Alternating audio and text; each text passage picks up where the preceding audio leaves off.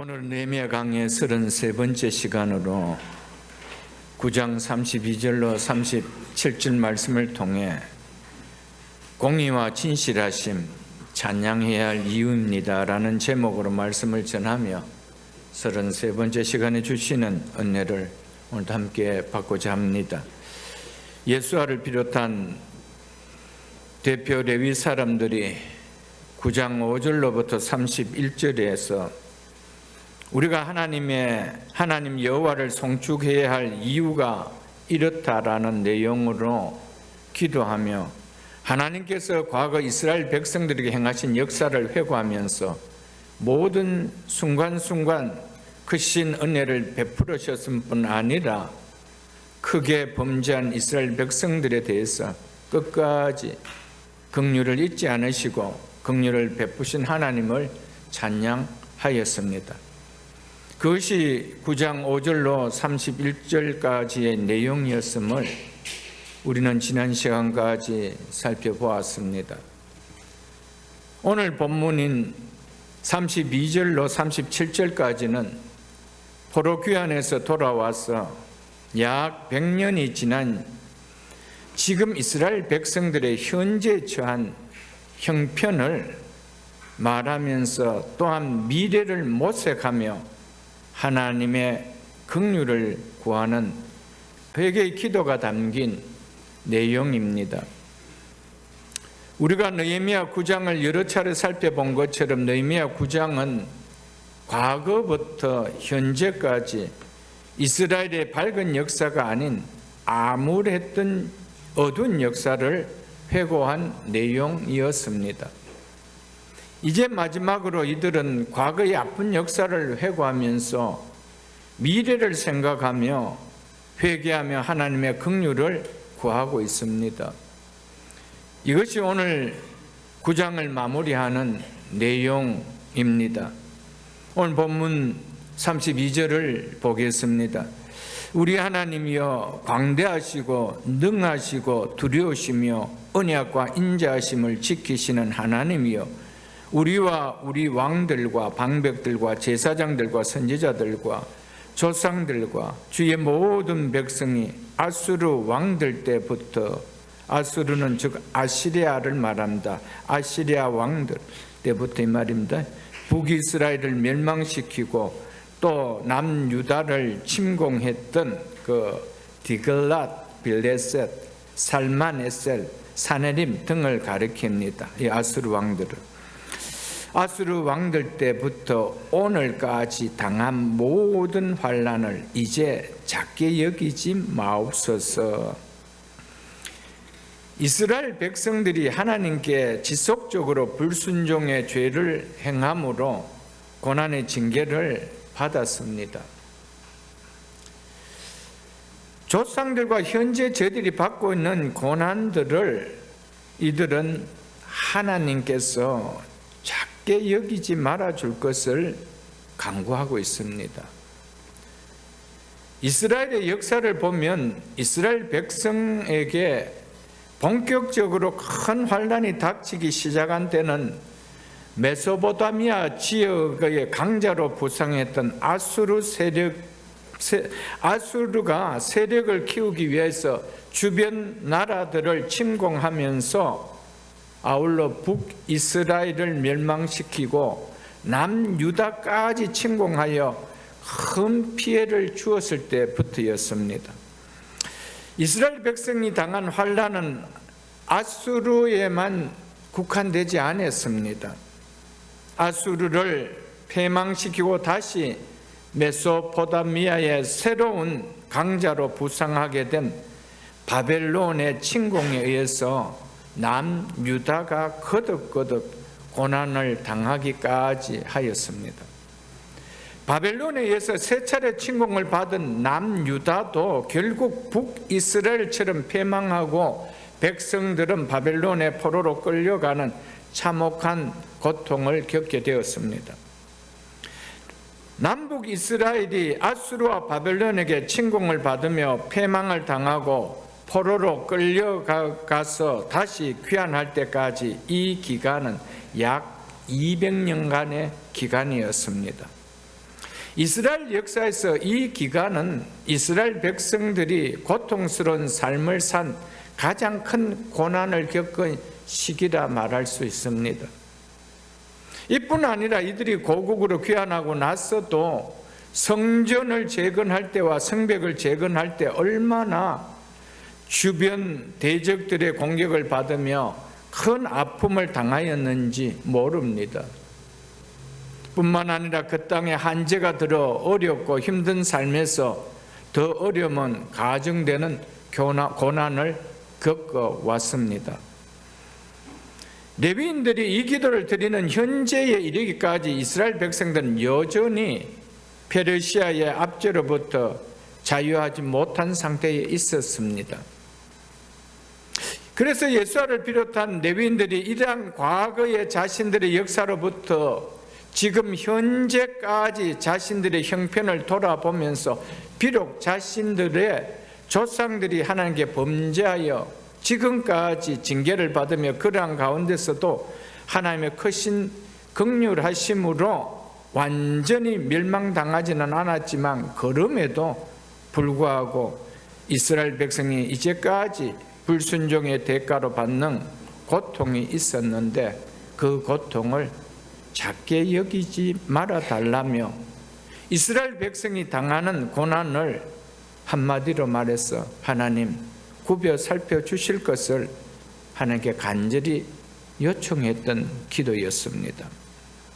그래서 우리 하나님이요 광대하시고 능하시고 두려우시며 언약과 인자하심을 지키시는 하나님이라 부르며 간청을 했습니다.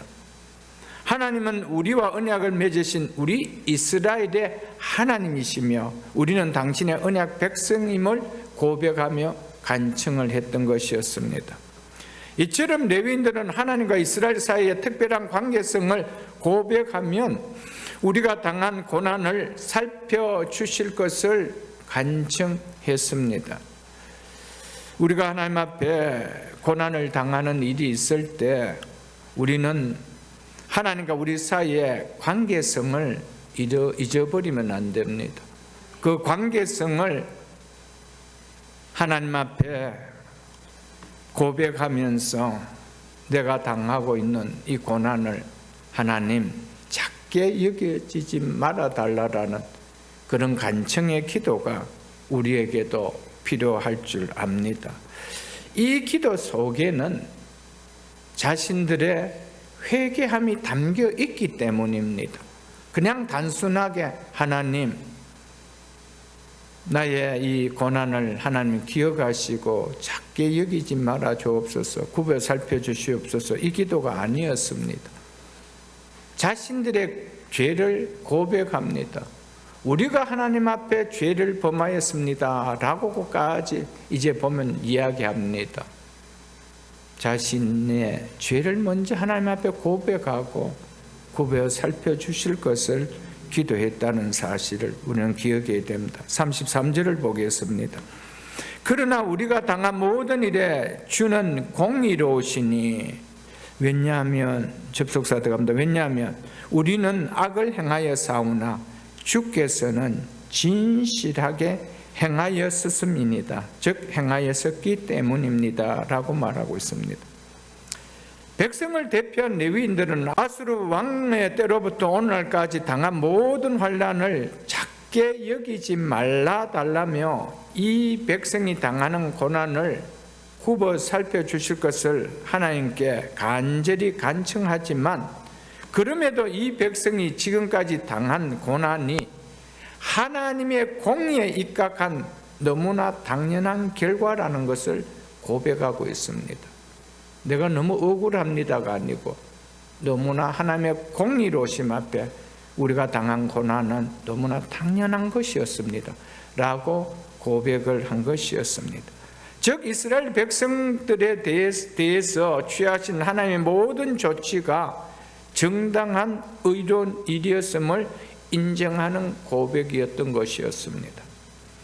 이는 귀환한 이스라엘 공동체가 지금 자신들과 과거 조상들이 지은 죄에 대해 정직하게 인정하고 회개하고 있는 모습입니다. 회복에 대한 간청이 담겨 있기에 죄에 대한 정직한 고백이 나온 것이었습니다. 우리가 현재의 어려움을 이기고 미래를 바라본다라면 지금 현재 당하고 있는 것이 하나님 앞에 너무나 정당하다라는 나의 죄를 고백할 수 있어야 된다는 겁니다. 그래야만이 미래가 있다는 것입니다. 이스라엘 백성들은 과거의 죄로 끝나지 않고 이제 과거와 현재 당하고 있는 모든 고난에서 미래로 나아갈 수 있도록 하나님 앞에 간청하는데, 그 간청의 중심이 뭐냐? 우리가 하나님 앞에 잘못했다는 겁니다. 그렇기 때문에 우리의 잘못을 하나님께서 굽어 살펴주시고 이제 회복해 달라라는 이 내용이었습니다. 이처럼 백성들을 대표한 레위인들은 조상들과 자신들이 당하고 있는 고난의 원인을 하나님 앞에 죄를 범한 자신들의 죄에 기인한 것이라고 고백을 하였습니다. 그러므로 자신들을 징계하신 하나님의 모든 조치는 정당한 일로 의로운 일일 수밖에 없다라는 것을 고백한 것이었습니다. 그래서 우리가 당한 모든 일에 주는 공의롭다라고 말씀하고 있는 것입니다. 하나님은 공의로우시다라는 이 말은 절대로 하나님은 죄를 용납하시는 분이 아니시다 이 말입니다. 하나님 앞에서 한치의 죄도 용납할 수 없고 허용하지 않는다는 말이 하나님은 공의로우시다라는 이 말입니다. 하나님께서 공의로우신데 어떻게 죄를 눈을 감아줄 수가 있겠습니까? 하나님이 공의로우신데 어떻게 잘못된 길을 가는데 그것을 괜찮다라고 해줄 수 있느냐는 겁니다.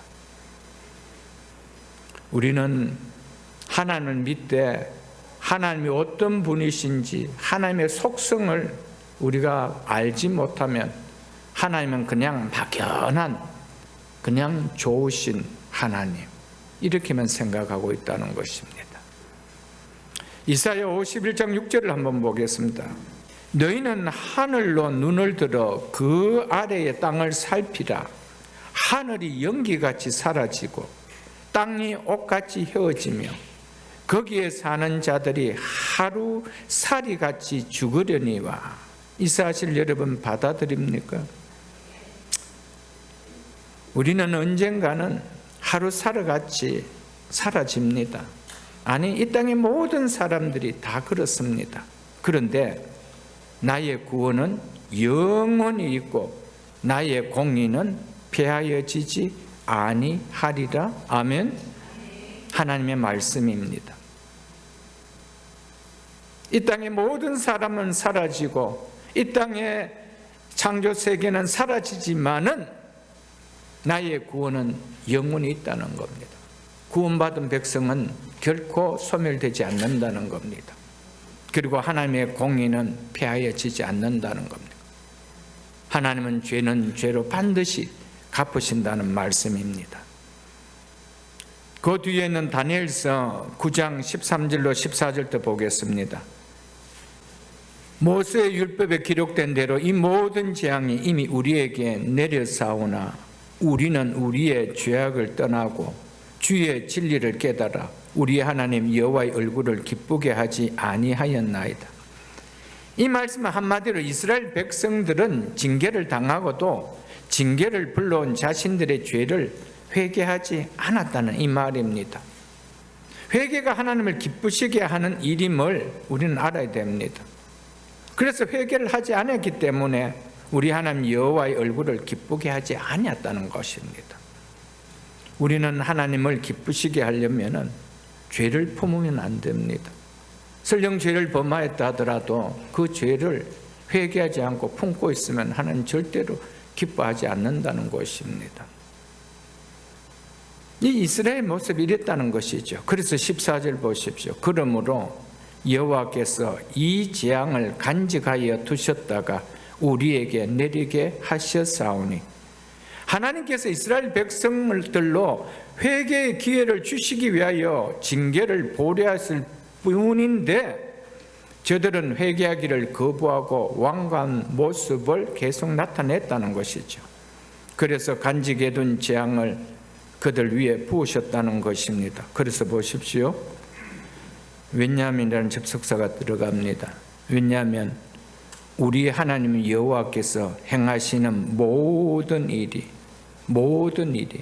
공의로우시나 우리가 그의 목소리를 듣지 아니하였기 때문이라. 아멘. 사랑하는 성도 여러분, 우리 하나님이 행하시는 모든 일은 공의로우십니다. 우리에게 축복을 베푸시는 것도, 저주를 행하시는 것도, 징계를 행하시는 것도, 은혜를 베푸시는 것도, 심판하시는 것도, 우리 앞에 기적을 행하시는 것도, 하나님께서 하시는 모든 일들은 다 공의롭다는 겁니다. 그런데 우리가 그 목소리를 듣지 않는다는 겁니다. 하나님께 행하시는 모든 일들은 공의로운데 이스라엘 백성들은 그 목소리를 듣지 않기 때문에 하나님께서는 회개할 시간 동안 간직해 두었던 재앙을 거두시지 않고 그대로 부으셨다. 그 말씀을 지금 하고 있는 것입니다. 사랑하는 성도 여러분, 공의의 하나님인 것을 잊어서는 안 됩니다. 하나님은 절대적인 공의의 하나님입니다. 오늘 교회마다 많이 우리가 선포되는 것은 사랑의 하나님, 사랑의 하나님. 공의를 모르면 사랑이 느껴질 수가 없습니다. 공의의 하나님을 아실 때 그 공의 속에서 나를 사랑하여 주셔 구원해 주신 그 은혜가 와닿는데, 공의가 없는데 사랑이 어떻게 와닿습니까? 사랑이 와닿지 않죠, 여러분들. 그러므로 레위인들이 하나님은 공의로우시다라고 고백한 것은 선조들과 자신들의 범죄로 인해 하나님께서 행하신 고난의 징계는 너무나 정당한 일이었다는 것을 말하고 있습니다. 그래서 이 백성이 지금까지 살아온 것과 지금 예루살렘에 돌아와 서민 공동체를 이루어 새롭게 시작해 갈 수 있는 것이 조상들과 자신들이 지은 죄에 비하면 너무나 과분한 은혜를 누리고 있다는 것을 말하고 있습니다. 그래서 그들이 우리는 악을 행하였사오나 주께서는 진실하게 행하였음이니라 라고 고백하였던 것이었습니다. 이 모습이, 이들의 고백한 이 모습이 말씀을 통하여 하나님을 바르게 깨닫고 있는 성도들의 모습이 되어야 됩니다. 나는 죄를 행하였사오나 주께서는 진실하게 행하였다는 겁니다. 원어에 보면은, 그래서 영어의 성경에 보면은 이게 순서가 바뀌어가 있습니다. 주께서는 진실하게 행하였는데 우리가 악을 행하였다라고 나오고 있습니다. 하나님은 항상 우리에게 은혜를 베푸시고 항상 진실하게 행하시는데 우리가 죄를 범하는 거예요. 우리가 죄를 범하는 거예요. 사랑하는 성도 여러분, 하나님께서 진실하게 행하시는데, 은혜롭게 행하시는데 내가 하나님 앞에 범죄하고 있다는 사실, 말씀대로 살지 못하고 있는 이 사실을 우리가 고백할 때 미래가 열릴 수가 있는 거예요. 이것을 이스라엘 백성들이 지금 하고 있다는 것이죠. 지금까지 하나님의 고난을 적게 여기지 말라달라라면서 간청하면서 미래를 향해 나가는 것을 이야기하면서 그들에게 하나님께서 우리에게 행하신 것은 하나님의 진실하심이었습니다. 하나님 너무 억울합니다. 내가 교회를 다닌 횟수가 몇 년인데, 교회를 내가 어떻게 섬겼는데 이건 너무 억울하지 않아요? 이런 이야기 하지 않았다는 겁니다. 주께서는 진실하게 행하셨습니다. 왜요? 공의의 하나님이시기 때문에. 하나님은 항상 은혜를 먼저 우리에게 허락하십니다. 언제나 하나님이 먼저 우리에게 사랑을 베푸십니다. 먼저 우리를 향하여 은혜를 베푸시고 사랑을 베푸시지요. 그런데 우리는 그것을 악용합니다. 그래서 하나님은 항상 좋으신 하나님이니까 내가 이렇게 지어도, 내가 이런 생활을 해도 하나님은 그냥 좋아해 주실 거야. 아무 일 없을 거야. 그래서 스스로 자기가 성경을 쓰며 자기가 위로를 받고 그냥 자기가 나가는 것이죠. 그러나 하나님은 공의의 하나님이십니다. 나의 공의는 폐하여지지 아니한다라고 말씀하셨으므로 우리는 꼭 기억하며 신앙생활을 할 수 있기를 주의 이름 축복합니다. 하나님께서는 우리에게 항상 먼저 은혜와 사랑을 베푸셨는데 우리가 그 은혜와 사랑을 뭐 했죠? 뿌리친 거요. 그리고 말씀에 불순종한 길을 우리가 들어간 것이죠. 하나님은 은혜를 안 주셔서 우리가 들어갔습니까? 하나님은 은혜를 주시고 사랑을 베풀으셨음에도 우리가 갔다라는 것입니다. 그러나 이 사실을 깨닫고 하나님께 돌아오면 은혜로우신 하나님은 결코 우리를 버리시지 않고 사랑으로 받아주시고 회복시켜 주신다는 것입니다. 그래서 17절 하반절에 보면 주께서는 용서하시는 하나님이시라. 하나님 우리에게 항상 은혜와 사랑을 늘 베풀고 계십니다. 그렇기 때문에 우리가 죄를 지었다 하더라도 회개하고 돌아오기만 한다면 그 죄를 눈과 같이 희게 해주시는 용서하시는 하나님이라고 말씀하셨던 것이었습니다. 주께서는 진실하게 행하셨다라는 이 말에는 하나님께서 절대 공의로우실 수밖에 없는 이유가 이렇다라는 것을 말해주기 위해서입니다. 하나님은 자신의 그 행위에 있어서 진실해서 어긋남이 하나도 없기 때문에 하나님은 공의롭다라는 것입니다.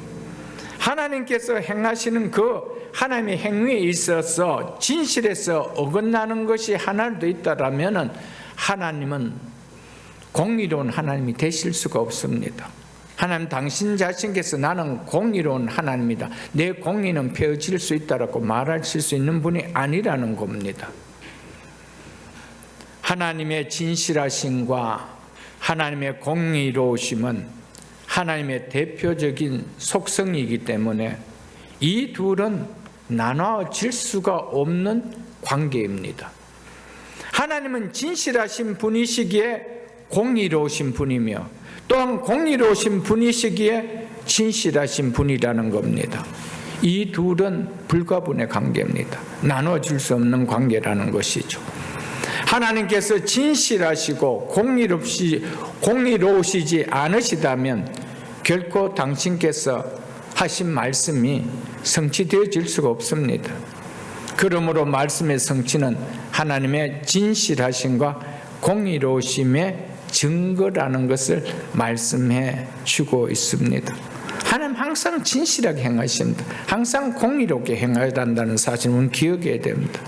그렇기 때문에 하나님 말씀을 따라 순종해 살아가는데 하나님께서 당신이 약속하신 그 말씀에 대해서 진실하게 우리에게 행해 주시지 않겠어요?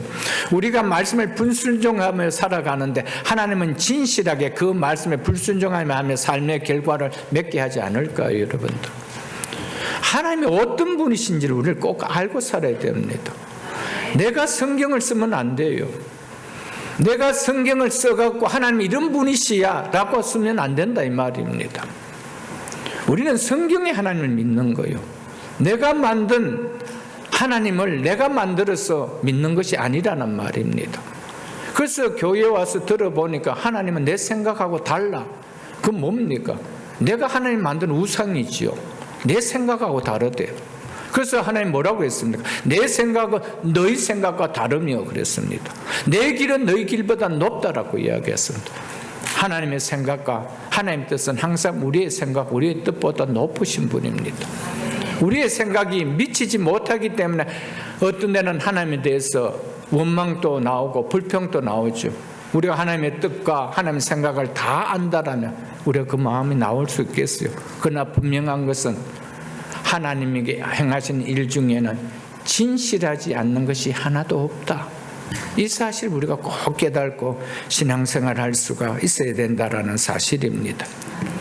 우리가 하나님이 행하시는 모든 일에 대해서 가져야 할 자세는 주께서 진실하게 올바르게 행하셨다는 이 자세가 꼭 필요합니다. 그리고 공의롭게 행하셨다.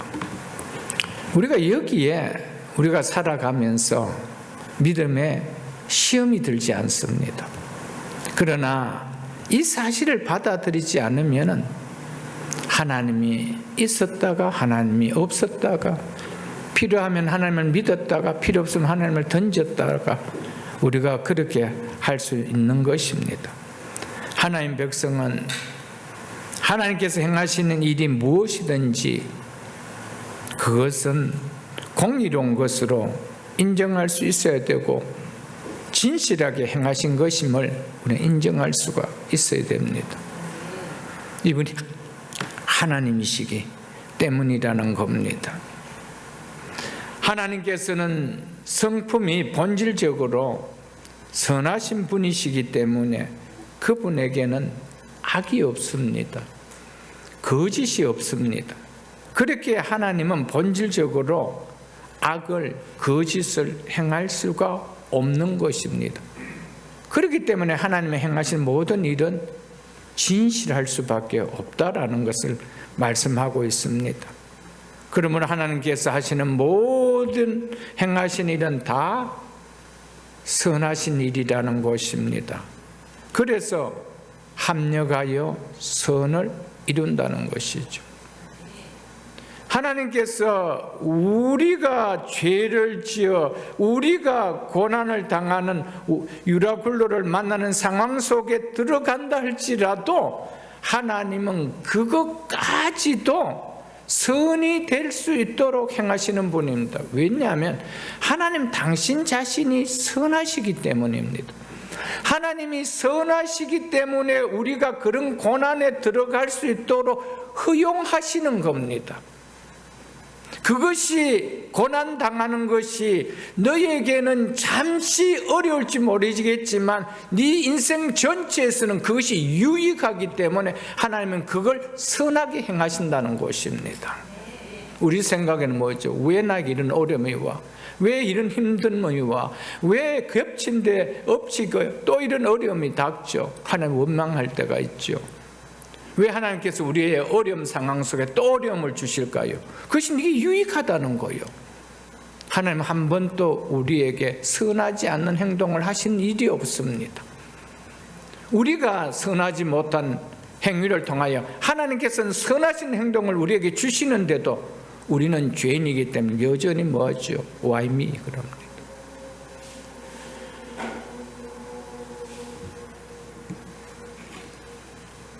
그래서 시편 145편 17절에 보면 여호와께서는 그 모든 행위에 의로우시며 그 모든 일에 은혜로우시도다라고 말씀했습니다. 여호와께서는 그 모든 행위에 의로우시다 이렇게 말씀했습니다. 그러므로 하나님 우리에게 징계하심도 고난을 주심도 의로운 행위라는 것입니다. 하나님 우리를 징계하시고 고난을 주심도 우리의 발걸음을 돌이키게 하고 우리의 믿음을 견고하게 하도록 우리를 유익하게 하기 위하여 의로운 행위라는 사실을 우리는 깨달아야 됩니다. 하나님께서 심판하신다라면 그것은 우리가 악하기 때문에 행하신 하나님의 의로운 행위시지 하나님이 악하신 분이기 때문에 악한 행위를 할 분이 아니라는 사실입니다. 하나님께서 결국 하나님 말씀을 불순종하고 끝내 멸망의 길을 간다면 하나님 심판하십니다. 그 심판 자체가 뭐란가? 의로운 행위라는 것입니다. 우리는 하나님이 어떤 분인가를 알아야 우리의 삶이 결코적으로 바르게 되지. 하나님이 어떤 분으로 받아들이지 않으면 내가 하나님을 만들려고 하는 거예요. 내가 하나님 머리에 있는 거예요. 하나님이 계시다면 이래 주셔야 되지 않습니까? 라고 한다는 것이죠. 그러므로 하나님께서 우리의 징계하심도 고난을 주심도 우리의 상황 속에는 힘들고 어렵지만 하나님의 의로운 행위로 하신 것으로 우리는 받아들일 수가 있어야 됩니다. 시편 119편을 한번 보겠습니다. 137절입니다. 여호와여 주는 의로우시고 주의 판단은, 즉 주의 결정들은, 복수로 되어 있습니다. 주의 판단들은, 주의 결정들은, 이 말입니다, 옳으니이다. 아멘. 138절입니다. 주께서 명령하신 증거들은 의롭고 지극히 성실하나이다. 신실하다, 진실하다, 이 말입니다. 사랑하는 성도 여러분, 여호와는 의로우시기 때문에 주의 판단은, 주의 결정은 다 옳다는 겁니다. 주의 명령하신 증거들은, 하나님 말씀드리죠, 의롭고 지극히 성실하다, 신실하고 진실하다, 이렇게 말씀하고 계십니다. 하나님이 의로우시기 때문에 그분의 판단들은, 그분의 결정들은 다 옳다는 겁니다. 받아들이든 받아들이지 않든 하나님께서 선포하신 말씀은 하나님의 속성과 동일하시기 때문에 의롭고 참으로 진실하다는 겁니다. 하나님 당신 속성이 의로우시고 진실하신 분이기 때문에 그분이 하신 말씀은 그분의 속성에서 나온 것이기 때문에 그 말씀 자체가 다 의롭고 진실하다는 사실입니다. 그렇다면 우리가 그 말씀을 거역할 수가 있나요?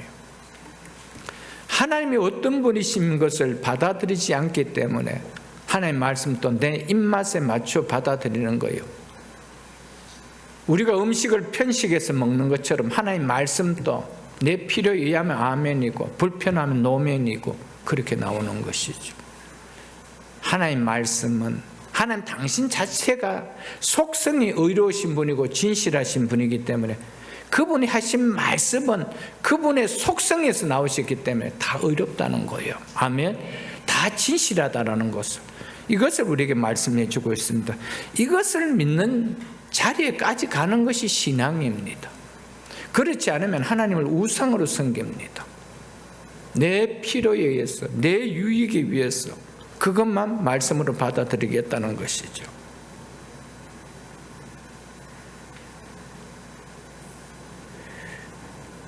사랑하는 성도 여러분, 그렇기 때문에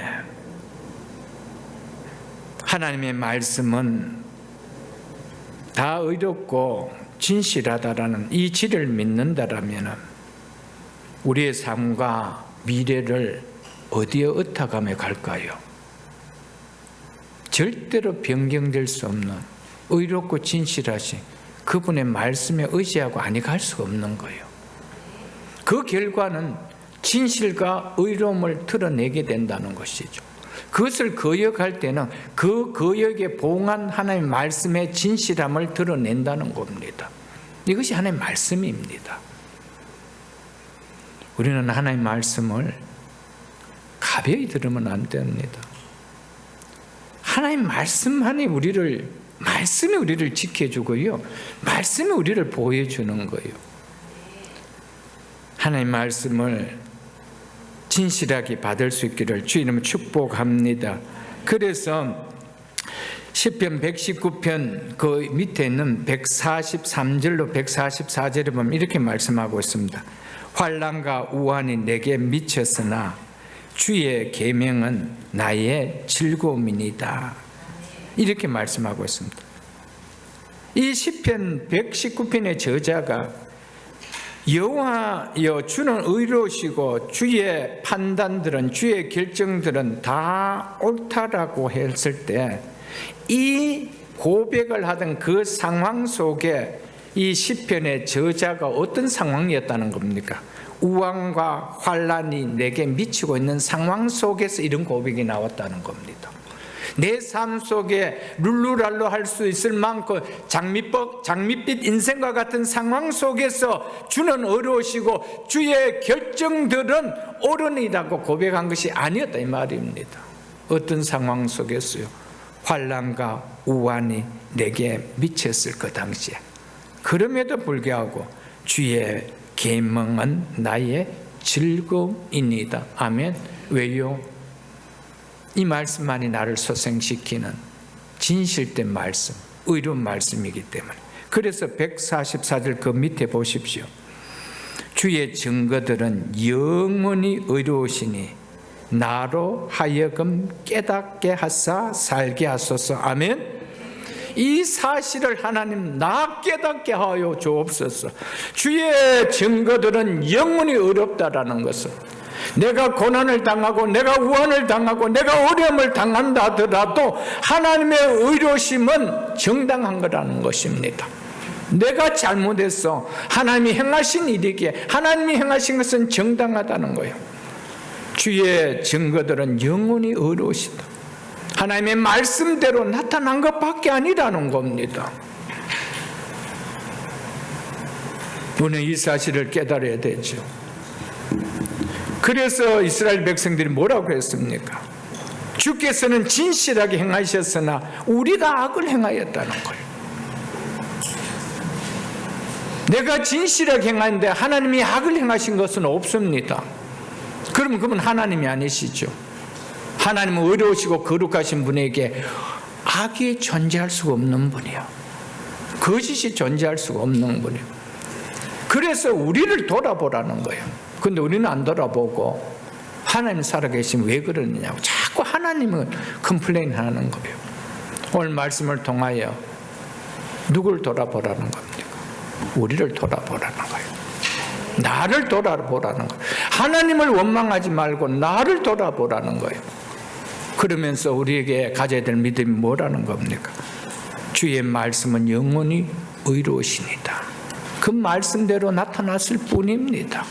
하나님, 내가 하나님 앞에 말씀을 거역한 삶을 통하여 그 말씀이 나타났을 뿐입니다. 하나님, 그러나 미래도 하나님 손에 있기에 하나님, 미래의 시간만큼은 하나님 내가 믿음의 결과를 볼 수 있도록, 말씀의 열매의 결과를 볼 수 있도록 나에게 믿음을 주옵소서. 이 신앙 되어야 되는 거 아니에요, 여러분들? 근데 많은 사람들은 어떠합니까? 하나님 안 계셔 그거 성경 찢어버리고 끝내버리는 거 아니에요, 여러분들? 그런 인생들이 너무 많다는 거예요. 자기가 기대하고 있는 하나님 자기가 만들어놓고 아니니까 뭡니까? 우상을 깨워버리는 것처럼 하나님은 그렇게 해버린다는 것이죠. 그 지금까지 뭘 믿었다는 거예요? 하나님 우상처럼 믿었다는 것이죠. 우상의 특징이 뭡니까? 자기를 위하여 섬긴다는 거예요. 자기를 위해서, 자기가 잘 되고 자기가 좋아야 되는 거. 그래서 복을 비는 것이죠. 성경은 한 번도 우리를 위해서가 아닙니다. 먹든지 마시든지 무엇을 하든지 다 하나님의 영광을 위하여 하라. 너희는 먼저 그의 나라와 그의 의를 구하라라고 하지. 먼저 자기를 위하여 구하라. 자기의 영광을 위하여 먹든지 마시든지 살아라. 그렇게 말씀하지 않았다는 사실입니다. 만일 그렇다면 하나님 믿는다 해도 하나님 우상으로 섬기지, 성경이 이야기하는 살아계시는 구원의 하나님은 아니라는 사실을 우리는 깨닫고 살아야 된다는 것입니다.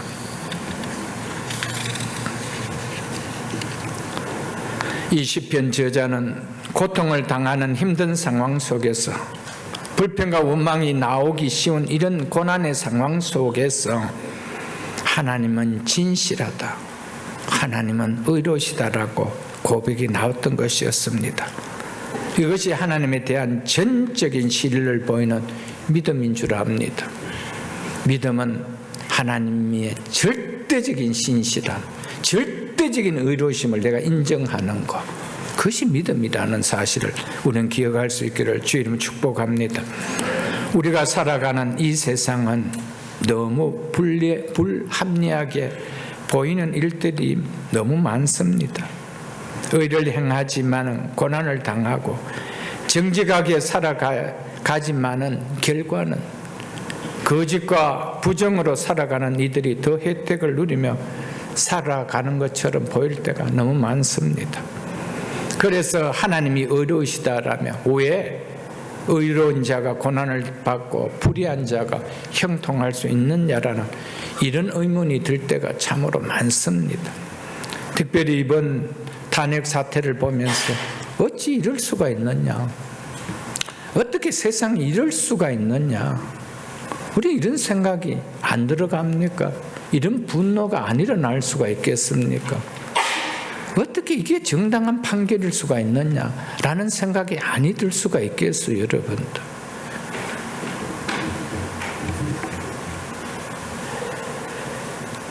우리 앞에 일어나는 부조리한 일들과 이해할 수도 납득할 수도 없는 답답한 일들이 헤아릴 수 없이 많이 일어나는 것을 우리는 살아가면서 수없이 목격하고 살아갈 것입니다. 이런 일을 보고도 자신이 이렇게 당면하고 있는 일을 보면은 하나님이 공의로우시다 라는 것에 대한 의심이 아니 들 수가 없을 것입니다. 그래서 이 세상을 살아가면서 과연 하나님이 의로운 분이신가 의심이 들 때가 있겠지요. 여기에서 더 나가게 되면은 하나님의 존재 자체를 부인하는 자리까지 가게 되기가 너무 쉽잖아요. 하박국서를 우리가 보면은 하박국 선지자도 한때는 자기 앞에 일어나고 있는 일들을 목격하면서 하나님의 의로우심에 대해서 너무 의심을 했습니다. 하나님이 계시다면 이 이스라엘 백성들이 행하는 이 일들이 어떻게 이럴 수가 있겠습니까? 하나님 단장 하나님 이들을 어떻게 좀 징계해서 깨닫게 해야 안 되겠습니까? 그랬습니다. 그런데 하나님께서 그 징계하는 매를 이방 아수를 통해서 하니까 이제는 뭡니까? 이방인을 통해서 어떻게 합니까? 하나님이 어떻게 이렇게 또 할 수 있습니까? 이렇게 이야기하는 거예요. 그래서 하나님에 대해서 많이 의심을 했습니다. 하나님 정말 의로우신 분 맞습니까? 이랬던 것이었습니다. 그랬던 하박국이 하나님의 말씀을 받고 하나님의 모든 행위가 어렵다는 것을 깨닫고 마지막 하나님 찬양합니다. 외양간에 소가 없을지라도 밭에 소출이 없을지라도 우리의 양이 없을지라도 내게 모든 것이 없을지라도 나를 구원해 주신 하나님을 기뻐하며 찬양한다 그랬습니다. 어떻게 그렇게 받아들일 수가 있어요, 여러분들? 이방인들이 쳐들어와서 모든 것을 다 밟아버리는데, 그래서 밭에 소출할 것이 아무것도 없는데, 우리의 양도 없고 양간에 소도 없는데, 하나님 의로우신 하나님 말씀이 이래 나와야 되잖아요. 근데 하박국의 마지막에 결론은 찬양으로 결론나요. 왜요? 하나님 의로우신 분이라는 거예요. 여러분, 이게 믿음이요, 이게 신앙이요. 여러분의 신앙의 기준을 자기에게 두지 마십시오. 내가 불편하면 하나님도 없는 거고 하나님은 어렵지 못한 분이고 그런 거예요, 여러분들. 내가 하나님 앞에 어떻게 살았는가를 돌아보라고. 하나님께서 우리에게 잠시 고난을 주신데 그 고난을 견디지 못하고 하나님이 계시면 어떻게 나에게 이런 일을 막아주지 않고 있게 하시네. 자꾸 이렇게 나온다는 것이죠. 그 신앙이 온전히 갈 수 있겠습니까? 항상 내가 기준돼서 하는데. 그래서 예수님께서 누구든지 나를 따라오려거든 자기를 부인하고 그랬습니다. 내 생각을 버려야 되는 거예요. 내 생각을 버려야 말씀이 들어오죠. 내 생각이 다 가로막고 있는데 말씀이 들어옵니까? 이분이 하나님 맞죠? 이러죠. 어떻게 들어올 수 있겠어요, 여러분들?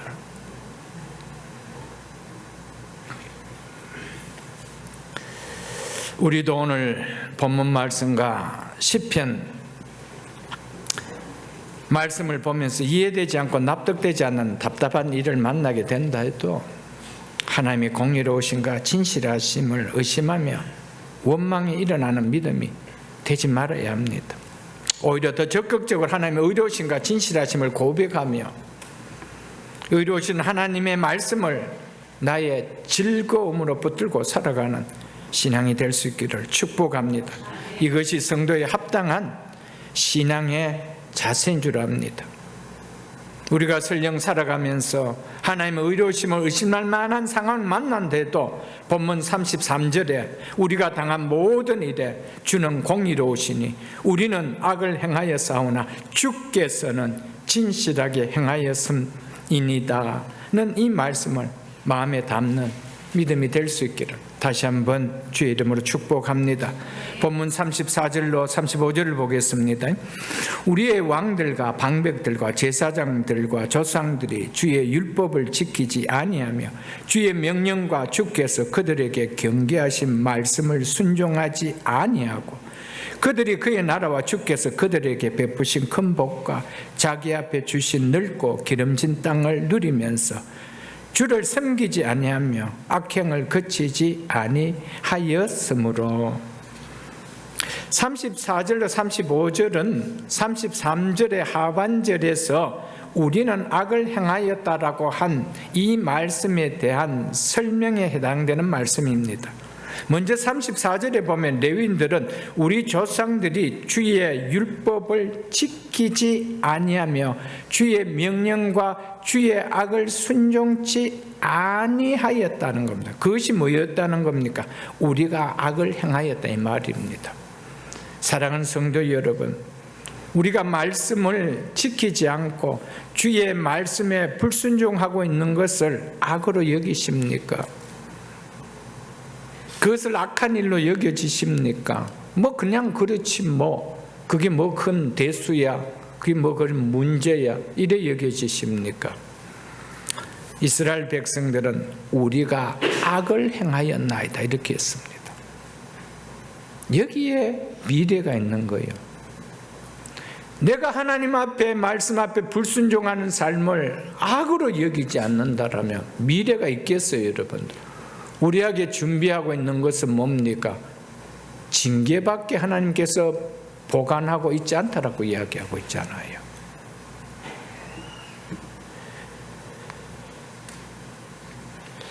그러면서 이들이 하는 이야기가 뭡니까?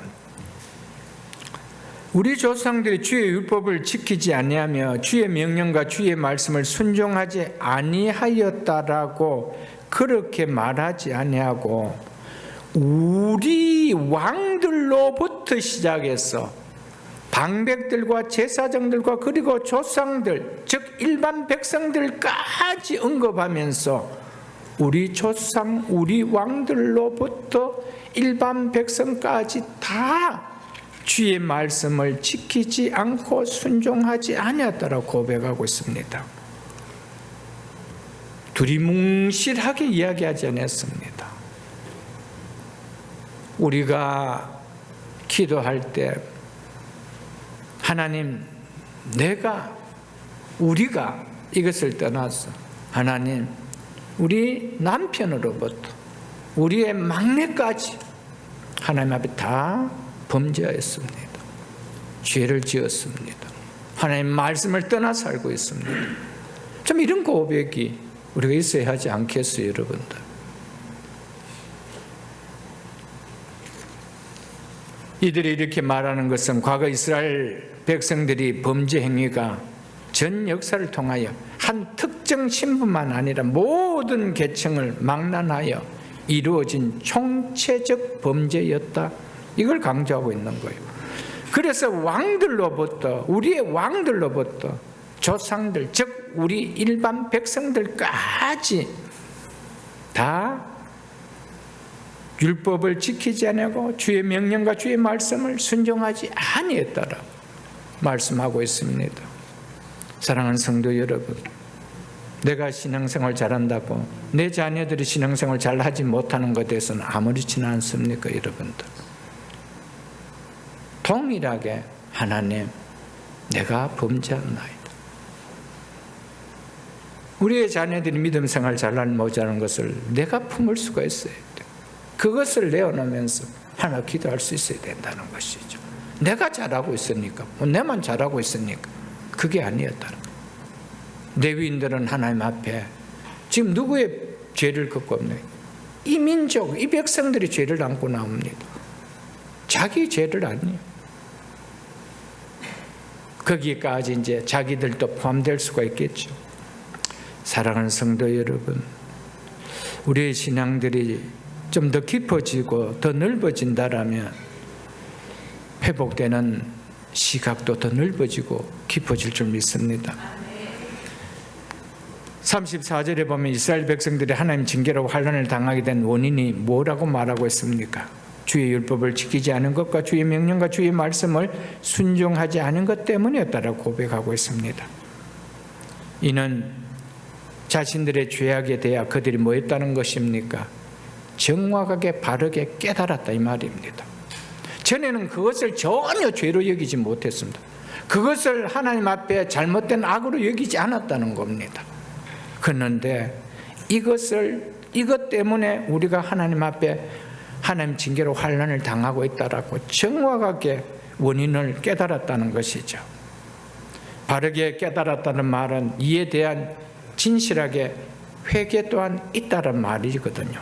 이에 대해서 다음 시간에 보게 될 38절 말씀과 10장을 보면은 우리가 알 수가 있는 것입니다. 우리는 오늘 이 말씀을 통해서 또 한 번 깨달아야 하는 것은 하나님께서 당신의 백성에게 고난이라는 징계를 주심은 말씀에 대한 불순종의 모습을 깨닫고 순종의 자리로 돌아오게 하게 하신 하나님의 의로우신 행위라는 사실을 우리는 기억해야 됩니다. 그러므로 하나님의 백성인 성도에게 고난의 징계가 있을 때는 오랫동안 말씀을 밀어내는 말씀에 불순종함의 모습이 없는지 돌아볼 수 있어야 됩니다. 그것이 깨달아질 수 있어야 됩니다. 그리고 하나님 앞에 그것이 잘못했다라고 회개하며 나올 때 미래가 있다라는 사실입니다. 시편 119편 67절을 보겠습니다. 고난당하기 전에는 내가 그릇 행하였더니, 즉 잘못된 길로 갔더니 이 말이죠. 이제는 주의 말씀을 지키나이다. 현재 이 말씀을, 이 사실을 고백하고 있는 시편 저자가, 이 시인이 지금 현재 뭐를 당하고 있다는 겁니까? 고난을 당하고 있다라고 고백하죠. 왜 고난이 있다라고 이야기합니까? 고난이 있기 전에 말씀을 떠난 잘못된 길을 살았기 때문이라고 지금 자신이 고백하고 있지 않나요? 그래서 왜 하나님께서 자기에게 지금 고난을 주고 있다고 합니까? 그 이유가 뭐라고 합니까? 이제는 주의 말씀을 지키나이다. 이게 답해주고 있지 않나요? 말씀 지키라고 주셨다는 것을 깨달았다는 것이죠. 하나님께서 왜 우리에게 고난을 주실까요? 당신의 백성이 왜 미워서 고난을 주시겠어요? 하나님께서. 그게 복된 삶이 아니기 때문에, 그 삶은 결국 멸망으로 가는 생명의 길이 아니기 때문에 의로우신 하나님께서 의롭게 우리에게 행위를 하시는 거예요. 돌아서라고. 말씀에 불순종하던 전에의 잘못된 삶을 돌이키게 하시기 위하여, 그래서 말씀을 지키는 이제의 복된 삶을 세우기 위하여 현재 고난을 주셨다는 것을 우리는 꼭 깨달아야 됩니다. 그래서 하나님께서 어려움들이 올 때 하나님 왜 그렇습니까? 내 하나님 안 믿는 것도 아니지 않습니까? 내 교회 안 나가는 것도 아니지 않습니까? 이게 아니고 내가 말씀에 순종하고 있지 않는지를 돌아보라는 거예요. 그래서 이제는 주의 말씀을 지키겠나요? 무엇입니까? 고난 당하기 전에는 주의 말씀을 지키지 않았다는 겁니다. 그것이 어떤 삶이었다는 겁니까? 그릇된 삶이었다는 것을 깨달았다는 것이죠. 그러니까 그릇된 삶을 깨닫는 것이 하나님의 의로운 행위 아닙니까? 고난만 생각한다면 하나님 앞에 불의하다고 할지 모르겠지만은, 그릇되었다는 사실을 깨달으면 하나님께서 냉하게 행하신 이 고난은 의로운 행위였다는 것이 느껴진다는 것이죠. 말씀을 깨닫는 것만이 복입니다. 그것만이 우리가 하나님 앞에 미래가 있는 참된 복이라는 사실을 기억하십시오. 그래서 그 밑에 있는 71절도 보십시오. 고난 당하는 것이 내게 유익이라. 왜요? 바른 길로 이제 가기 때문에, 그 고난을 통해 내가 바른 길로 돌아섰기 때문에 그것이 내게 유익이었다는 겁니다. 이로 말미암아, 이 고난으로 말미암아 내가 주의 율례들을, 주님의 말씀들을 배우게 되었나이다. 아멘. 그전에는 아무리 배우라 그래도, 아무리 들으라 그래도 안 듣던 그 말이 고난을 통하여 이제는 듣는 자리에 스스로 능동적으로 행하더라는 겁니다. 이게 달라지더라는 것이죠. 하나님께서 왜 우리에게 고난을 주신다라고요? 말씀의 자리를 돌아라. 말씀을 떠나 멸망의 길로 가기에 하나님의 말씀의 자리로 오라고 우리에게 고난을 주시는데, 그것을 깨닫는다라면 하나님 나에게 이 시간 주신 거 하나님 너무 유익합니다. 너무 유익된 시간이었습니다. 그래서 하나님 말씀을 배우게 되고 말씀을 지킬 수 있게 되었습니다. 이 고백 나오는 거 아닐까요, 여러분들? 35절을 보겠습니다. 35절. 그들인 그 나라와 주께서 그들에게 베푸신 큰 복과 자기 앞에 주신 넓은 기름진 땅을 누리면서도 주를 섬기지 아니하며 악을 그치지 아니하였으므로, 이스라엘 백성들이 하나님의 징계로 환난을 당하게 된 두 번째 이유가 뭐라고 말하고 있습니까? 하나님으로부터 큰 은혜와 복을 받았음에도 불구하고 마치 어떤 은혜도 어떤 축복도 받지 않은 것처럼 은혜를 저버리는 배은망덕한 악행을 행하였기 때문이라고 말합니다. 이것이 그 앞에서 뭐라고 그랬어요? 33절 하반절에서 우리가 악을 행하였다라는 두 번째 이유를 이야기한 것입니다. 이것이 악이었다라고 이야기하고 있다는 것이죠. 그러므로 우리가 또 고난을 만날 때 하나님께서 이미 크신 은혜를 주셨음에도 불구하고 은혜를 저버린 배은망덕한 모습은 없는지 돌아봐야 됩니다. 하나님께서 주신 은혜를 망각하는 결과는 징계가 기다리는 자리라는 것을 말해주고 있습니다. 신앙생활은 결국 하나님께서 베푸신 은혜를 기억하기에 살아가는 삶이 신앙생활입니다. 그렇기 때문에 하나님께서 베풀어 주신 은혜와 복을 기억함이 없이 그냥 생활하는 것은 그건 종교생활이에요. 그건 신앙생활이 아닙니다. 하나님의 은혜가 누려지지 않는데 신앙생활이 가능해지겠습니까? 그분을 의지하고 그분을 믿고 따르는 신앙생활이 가능해질 수 있느냐는 거예요. 그래서 하나님께서 이 은혜를 깨달으라고 고난을 주시는 거예요. 내가 이런 은혜를 받고도 한 번도 은혜 받지 않은 자처럼 하나님 앞에 감사함도 없고 하나님 앞에 은혜 받지 않은 자처럼 내가 주인 되어 살아갔다는 것이 그냥 고백이 나는 거예요. 그래서 하나님께서 우리에게 주시는 고난은 은혜로운 행위라는 거예요. 의로운 행위라는 거예요. 아멘. 이 사실을 우리가 받아들일 수 있어야 됩니다.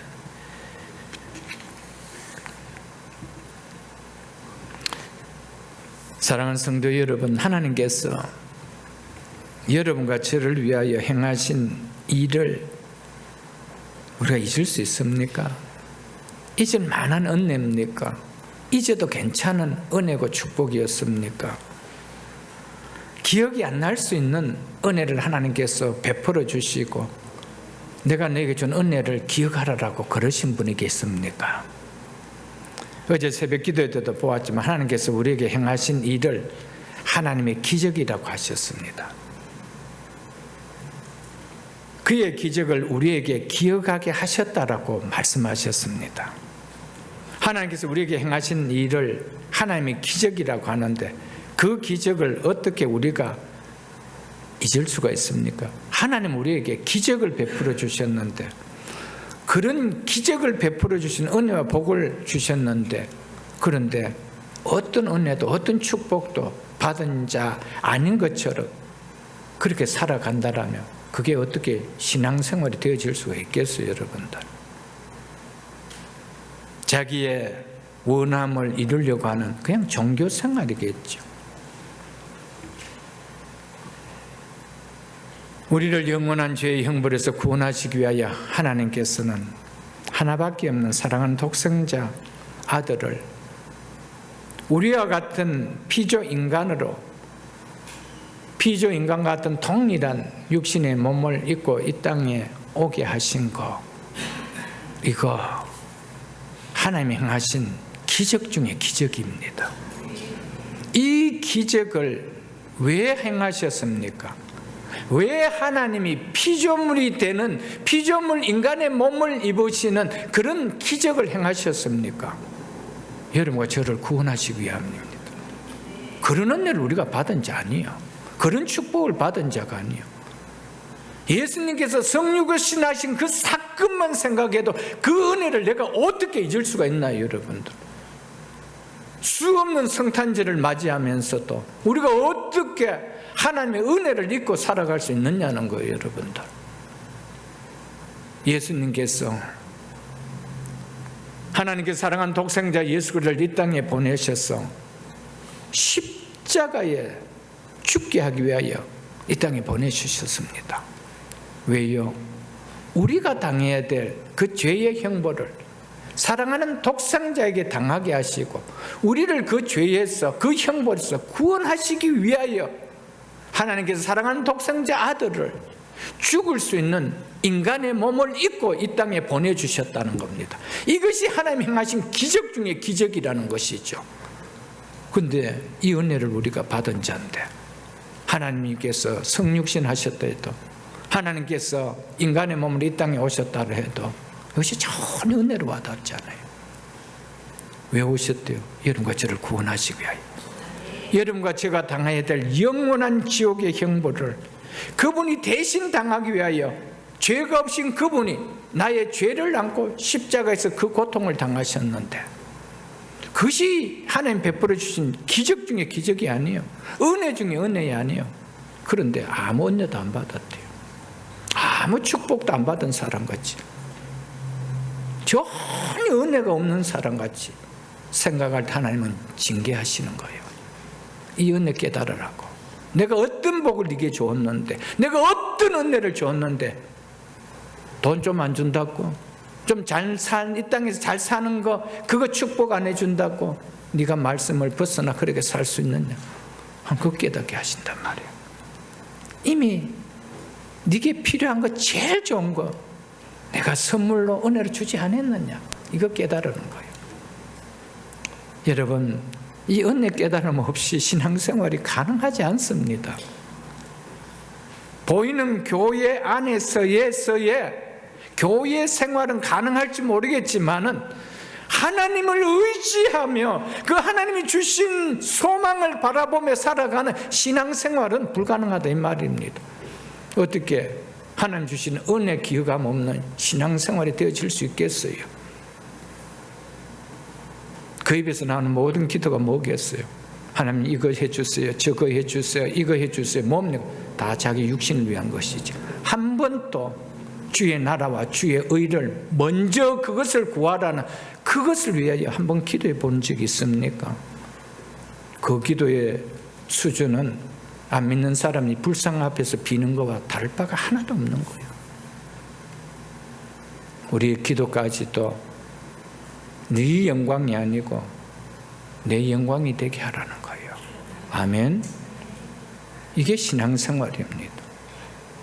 막연한 보이는 교회 공동체 생활과 신앙생활은 다른 거예요. 종교생활과 신앙생활은 다른 거예요. 종교생활에는 생명이 없습니다. 절대 생명이 없는 거예요. 생명이 없기 때문에 뭐죠? 이미테이션만 있는 거예요. 여러분, 좋아요. 똑같습니다. 모양. 어쩌면 생각보다 더 아름답게 꾸며낼 수가 있습니다. 근데 거기 뭐가 없죠? 생명 없습니다. 그건 생명이 나타날 수가 없습니다. 은혜가 안 누려지는데 어떻게 생명이 누려질 수가 있나요, 여러분? 구원을 베풀어 주시기 위하여 하나님께서 놀라운 기적을 우리에게, 사랑하는 독생자 아들을 이 땅에 인간이 되어 보내주시고, 그래서 죽지 않아도 되는 그분이 죽기 위하여 인간이 되어서 이 땅에 오신 기적을 행해 주셨는데, 이 은혜가 안 깨달아지는데 어떻게 우리에게 생명이 누려지게 수 있겠어요, 여러분들? 그래서 하나님께서 내가 너에게 준 복이 적느냐, 은혜가 적느냐, 이거 깨달으라고 하나님께서 이스라엘 백성들에게 징계를 주신 것이죠. 사랑하는 성도 여러분,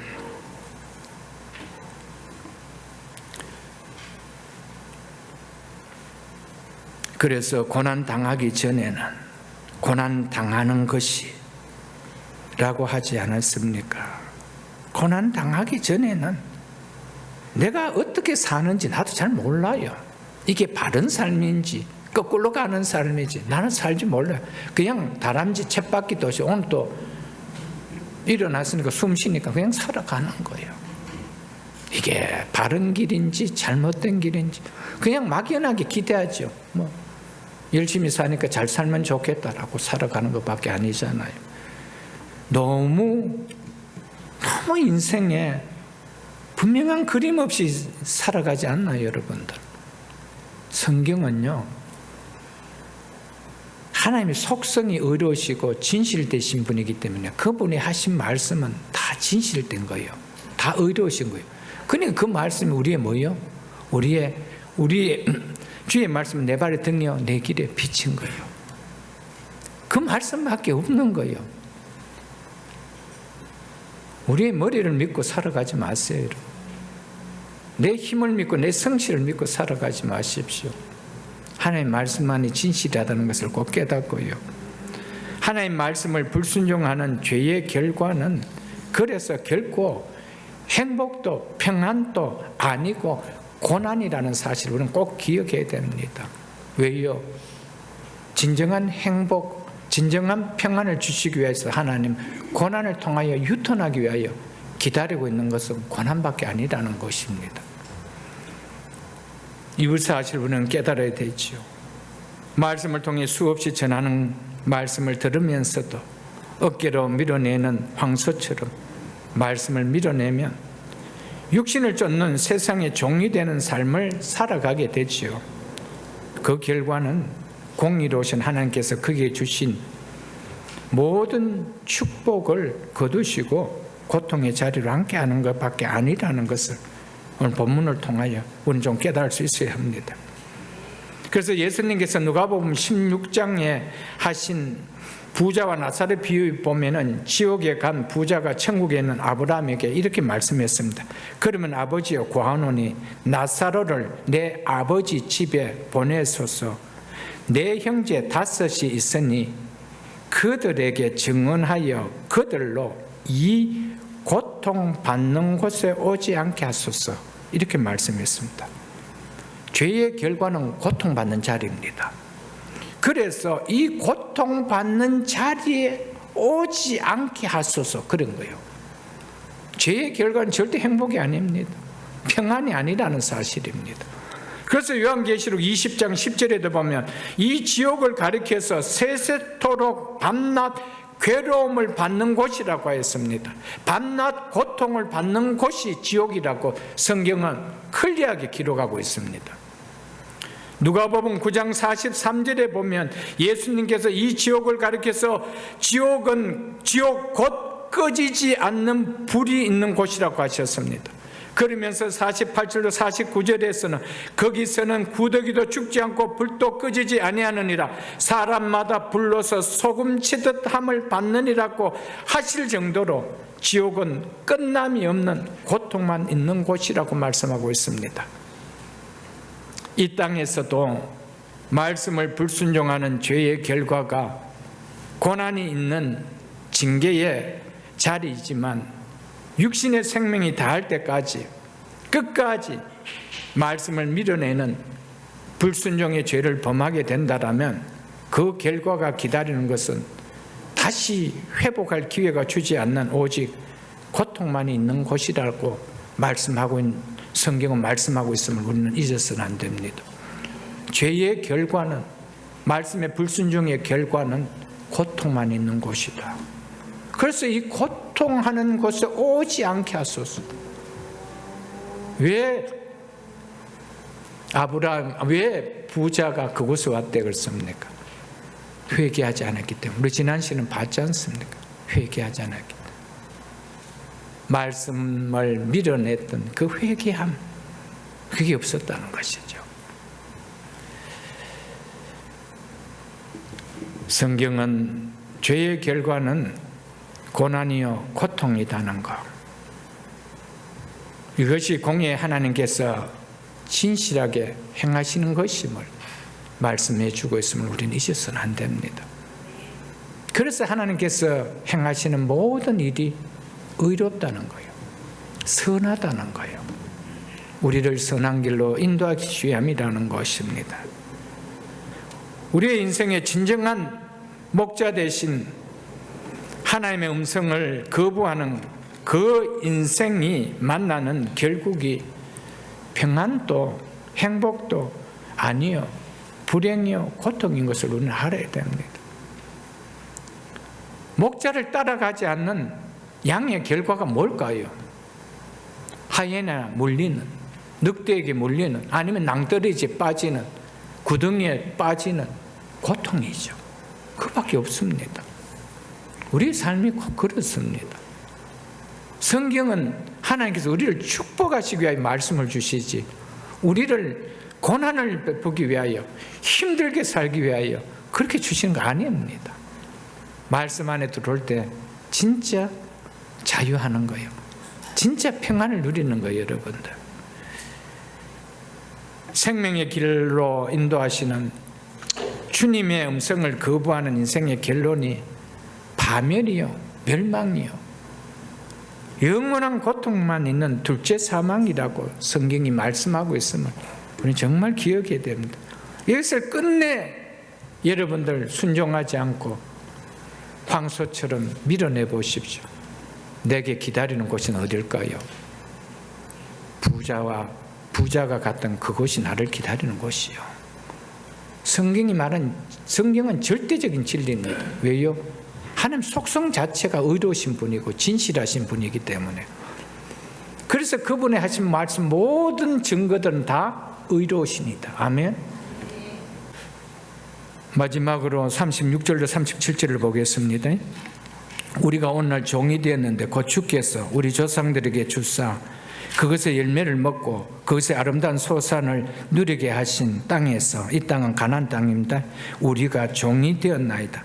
이스라엘 백성들이 비록 바벨론에서 고국으로 돌아올 수는 있었지만 예전에 주권을 되찾아온 것은 아닌 상황이었습니다.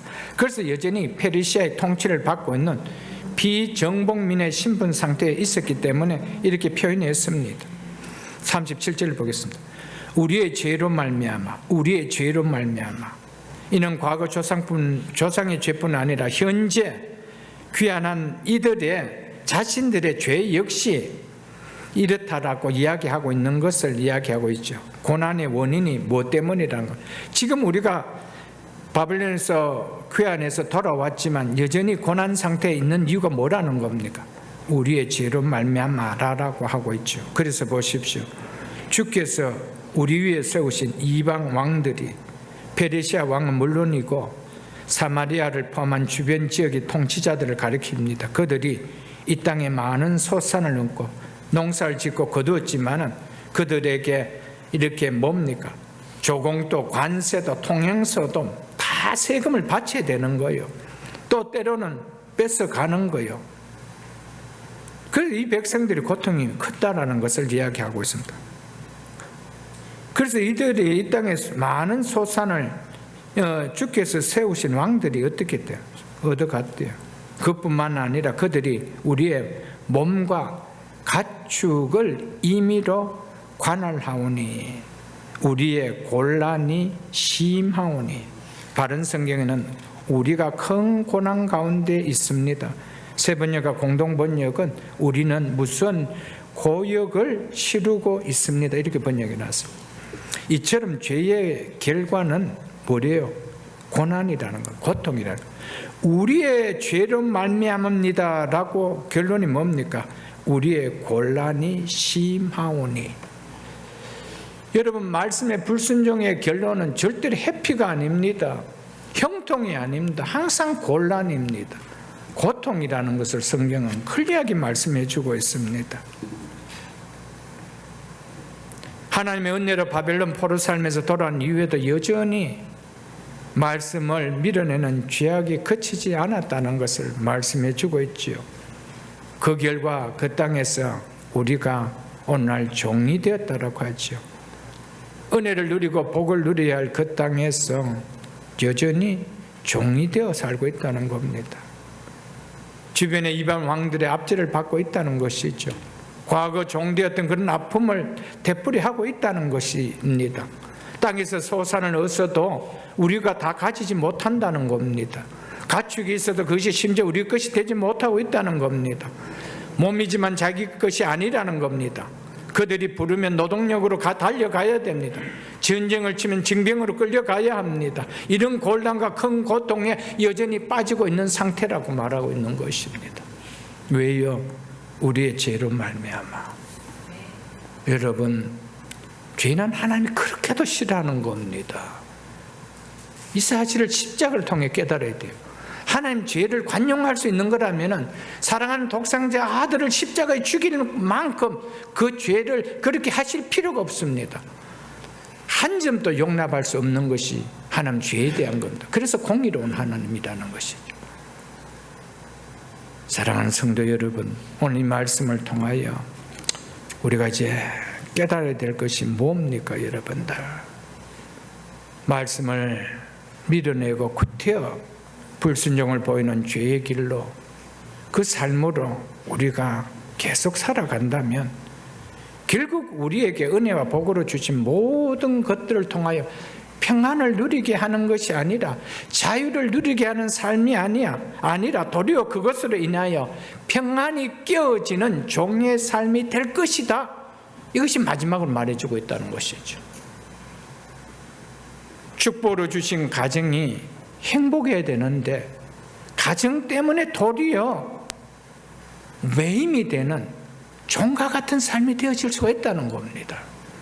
하나님 가정이라는 은혜와 복을 주셨잖아요. 근데 말씀을 떠나면 그 가정이 나에게는 내 삶이 종이 되게 만드는 삶이 되어버립니다. 자유가 없어요. 기쁨이 없어요.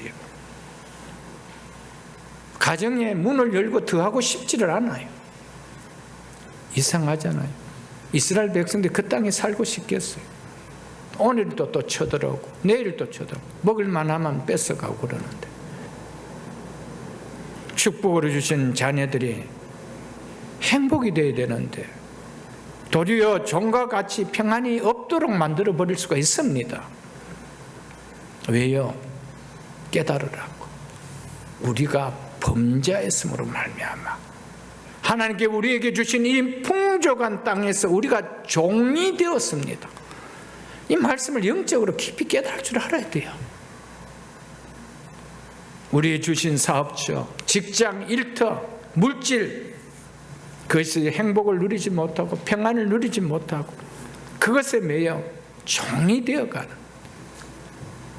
우리의 삶이 될 수 있다는 겁니다.